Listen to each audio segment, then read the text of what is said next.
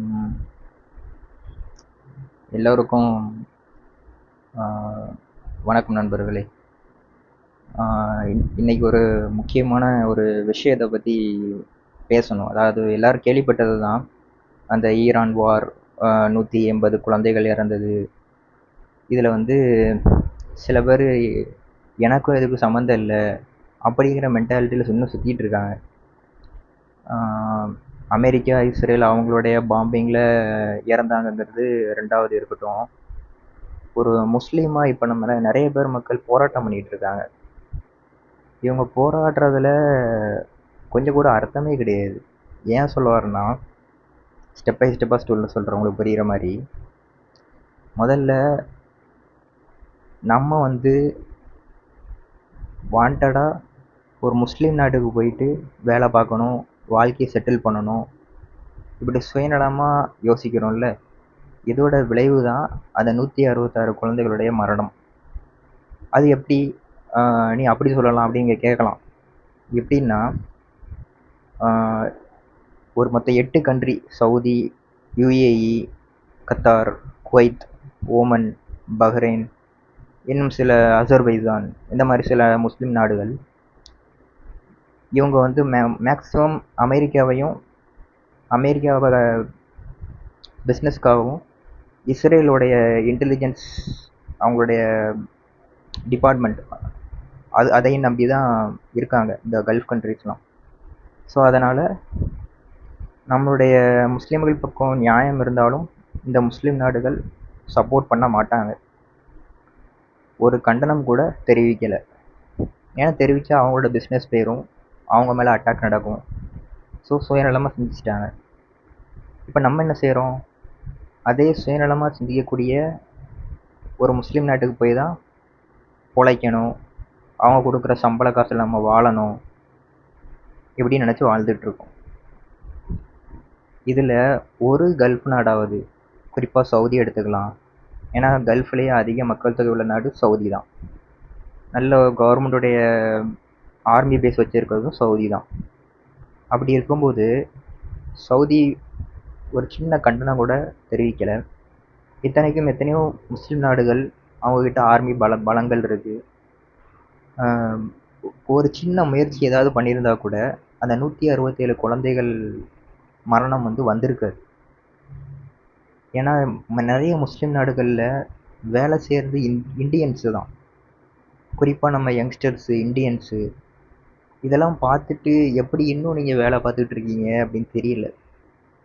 ஏன்னா இங்கே உள்ள மக்கள்லாம் போராட்டம் பண்ணுறாங்க. போராட்டம் பண்ணுறது தப்பு தான், போராட்டம் பண்ணுறது சட்டப்படி தப்பு தான்.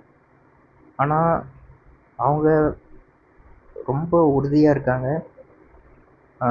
அப்பாவி மக்களை கொல்ற ஒருத்தங்களுக்கு எப்படி போய் அவங்க நாட்டில் போய் ஒரு ஒரு முஸ்லீமாக, ஒரு முஸ்லீம் நாடு, ஒரு முஸ்லீம் நாட்டை அழிக்காங்க. ஆஸ் அ முஸ்லீமாக ஒரு உதவி பண்ணணும். இதைத்தான் நம்ம இஸ்லாம் சொல்லிக் கொடுக்குது. அதுவும் தெரியாமல் அடித்தேன்லாம் சொல்ல முடியாது. ஏன்னா ஈரான் அதிபருடைய வீடு அது எங்கே இருக்குது கரெக்டாக லொக்கேட் பண்ணி அடித்து கொண்டிருக்காங்க. அப்படிங்கிற பட்சத்தில் அது ஸ்கூலு, குழந்தைங்க படிக்கிற ஸ்கூலுன்னு தெரியாமல் இருக்காது. கண்டிப்பாக அது குழந்தைங்க படிக்கிற ஸ்கூலுன்னு தெரிஞ்சு தான் அடிச்சிருக்காங்க.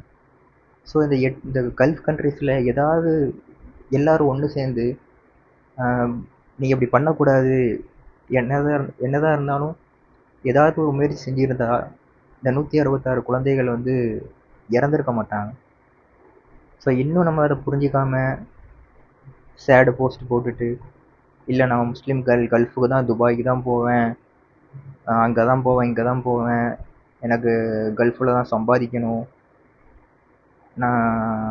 ஏன்னா லண்டன் இருக்குது, ரஷ்யா இருக்குது, இன்னும் எத்தனையோ இட்டாலி இருக்குது. இவங்கெல்லாம் கூட நம்பிக்கை துரோகம் பண்ண மாட்டாங்க, நேருக்கு நேர் தான் மோதுவாங்க. ஆனால் ஈரான் ஒரு முஸ்லீம் நாடாக இருக்குது, சக முஸ்லீம் கண்ட்ரிக்கு ஒரு சக முஸ்லீம் கண்ட்ரியே ஒரு சப்போர்ட் பண்ணலை, ஒரு கண்டனம் தெரிவிக்கலைங்கிறது ரஷ்யா அதிபர் புதின் கூட ஒரு கண்டனம் தெரிவித்தார். அது அமெரிக்கா ஈரான்கிட்ட ஆட்டோமிக் பாம்ஸ் இருக்குதுன்னு நீங்கள் எப்படி எவிடன்ஸ் இருக்கா அவங்ககிட்ட, எப்படி நீங்கள் அட்டாக் பண்ணீங்கன்னு கேள்வி கேட்குறான், கண்டனம் தெரிவிக்கிறான். ஸோ மற்ற நான் முஸ்லீம் கண்ட்ரிஸ் கூட முஸ்லீம்களுக்கு சப்போர்ட் பண்ணுறாங்க, ஆனால் முஸ்லீம் நாடுகளே சப்போர்ட் பண்ணலை முஸ்லீம்களுக்கு. ஸோ அப்படிப்பட்ட முஸ்லீம் நாடுகளுக்கு நம் முஸ்லீம் மக்கள் பொழப்ப தேடி போகிறீங்களே, அது எப்படி உங்களுக்கு மனசாட்சி உறுத்தலையா? அதாவது அந்த ஒரு குழந்தையுடைய அப்பா, ஈரானில் அந்த இறந்து போன குழந்தையோட அப்பா, அந்த குழந்தையோட சடலத்தை கண்டுபிடிக்க முடியல, அந்த குழந்தையோட பேக், ஸ்கூல் பேக்கை தான் கண்டுபிடிச்சாரு. அந்த பேகு ஃபுல்லாக ரத்தம். அந்த பேகுக்குள்ளே பார்த்தா ஒரு கர்ச்சீஃப் இருக்குது. அந்த கர்ச்சீஃபை திறந்து பார்த்தா சில சாக்லேட்டோடைய துண்டுகள் உள்ளே இருக்குது. ஆனால் அந்த பேக்கோட வெளிப்புறம் ஃபுல்லாக ரத்த துளிகளாக இருக்குது. எப்படி துடிச்சிருப்பாங்க குழந்தைகள்? இப்படி ஒரு மிசைல் அட்டாக்குங்கிறது ரொம்ப பயங்கரமான ஒரு அட்டாக். சாதாரணமாக துப்பாக்கியால் சுட்டால் கூட பயங்கர வலியாக இருக்கும். ஒரு ஏவுகணை தாக்குதல்ங்கிறது வந்து பெரிய மிலிட்ரி ஆஃபீஸராலே தாங்க முடியாது. அது அந்த சின்ன ஸ்கூல் குழந்தைங்க, ரொம்ப சின்ன சிறுமிகள், மைனர் கேர்ள்ஸ், அவங்க எப்படி அதை தாங்கியிருப்பாங்க? அதனால் நான் என்ன சொல்ல வரேன்னா, மேக்ஸிமம் கத்தார்னு எடுத்துக்கிட்டிங்கன்னா அதில் வேலை பார்க்குற மேக்ஸிமமான மக்கள் இந்தியன்ஸு தான். மற்ற கண்ட்ரியில் உள்ள மக்கள் ரெண்டாவது. எத்தனையோ கல்ஃப் கண்ட்ரீஸில் இன்னும் நம்ம இந்திய மக்கள் வேலை பார்க்குறீங்க. நீங்கள் உடனே நம்ம நாட்டுக்கு வந்துடுங்க. இதையாவது செய்யுங்க. இனி வரக்கூடிய காலங்களில் இப்போ நம்ம தெரிஞ்சு போச்சு, குழந்தைகளை கொண்டா கூட நாங்கள் சப்போர்ட் பண்ண மாட்டோம் அப்படிங்கிற ஒரு சுயநலமான ஒரு நாட்டில் போய் தான் நான் சம்பாதிச்சு வாழணுங்கிற அவசியமே எனக்கு கிடையாது. நம்மளுக்கு நம்ம தாய்நாடு இருக்குது, இந்தியா இருக்குது, நம்ம பிறந்த நாடு இங்கே தான். எல்லாம் நம்மளை இங்கே தான் பிறக்க வச்சுருக்கான். நம்ம நாட்டுக்கு நம்ம சேவை செஞ்சு நம்ம நாட்டுக்கு நம்ம பிரயோஜனமாக வாழ்ந்தாலே போதும். அந்நிய நாட்டில் போய் நம்ம வாழணும் இந்த அவசியமும் கிடையாது. அதுவும் அந்நிய நாடு ஒரு சப்போர்ட்டிவாக இருந்தால் பரவாயில்ல. முதுகில் குத்தக்கூடிய நம்பிக்கை துரோகம் பண்ணக்கூடியவர்களாக இருக்காங்க. குழந்தைங்க இறந்தவங்க கூட எங்கள் நாடு தான் முக்கியம், எங்கள் மக்கள் தான் முக்கியங்கிற சுயநலமாக யோசிச்சிருக்காங்க. அதை அந்த நாடுகள் கல்ஃப் கண்ட்ரீஸ்லாம் நினச்சிருந்தா இந்த குழந்தைகள் சாகாமல் தடுத்துருந்துருக்கான். ஸோ இருக்கக்கூடிய முஸ்லீம் நாடுகளில் வேலை செய்யக்கூடிய முஸ்லீம் மக்கள், உங்களுக்கு உண்மையிலேயே மனசாட்சின்னு ஒன்று இருந்துச்சுன்னா நீங்கள் ரிட்டர்ன் வந்துடுங்க. நல்லா வேறு வேலைகள் அமைச்சு கொடுப்பான். இதுக்கப்புறமும் நீங்கள் அவங்கக்கிட்ட வேலை செஞ்சு சம்பளம் வாங்குறது எப்படி இருக்குது தெரியுமா? அந்த குழந்தைகளோட அந்த குழந்தைகளோட ரத்தத்தை அப்படியே கையில் வாங்குறது தான் நீங்கள் அந்த நாட்டில் வாங்குகிற சம்பளத்தொகை. அந்த 166 குழந்தைகளுடைய கபருஸ்தான், அடக்கஸ்தலம், இந்த டாம்பு ஒன்றா லைன் பை லைனாக வச்சு அடக்கம் பண்ணுறாங்க. அதை பார்க்கும்போது எப்படி இருக்குது? இதெல்லாம் பார்த்துட்டு எப்படி இந்த தலைவர்கள், கல்ஃப் கண்ட்ரியில் உள்ள தலைவர்கள் எல்லாரும் நிம்மதியாக சாப்பிட்றாங்க, நிம்மதியாக தூங்குறாங்கன்னு தெரியல.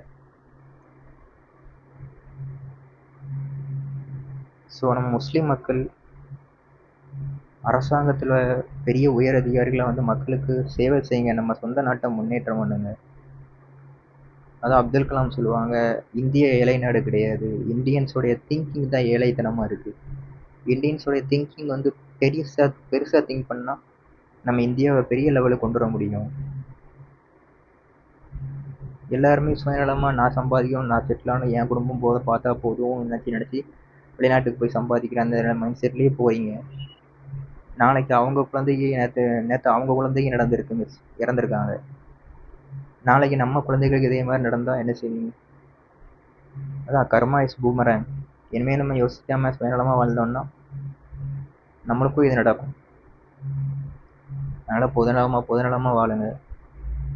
இனியும் இந்த முஸ்லீம் நாடுகளில் போய் வேலை செய்யணும் அப்படிங்கிற பழக்கத்தெல்லாம் மாற்றிட்டு நம்ம தாய்நாட்டுக்காக என்ன செய்ய முடியுமோ, ஒரு வாழ்க்கை தான், அதை யூஸ் பண்ணிக்குவோம்.